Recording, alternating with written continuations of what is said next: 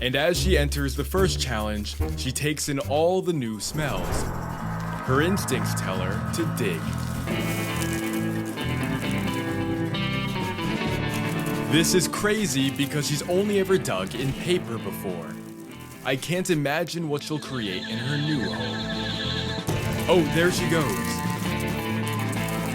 She's nearly there. But digging is a messy job, so she takes regular breaks to clean herself. Every last piece of dirt must be removed. All clean and ready to go.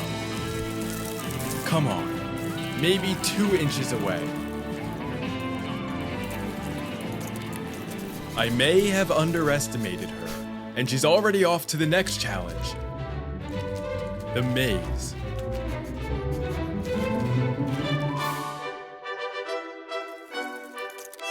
She can clearly smell something, but is not sure if it is food. But after taking a closer look, she takes the whole thing with her. Well, she's not eating them like I hoped. Instead, she picks apart the seeds and stuffs them in her cheek for later. Oh, now she's going back for more. And apparently, she's not full. Into the sunflower bin she goes.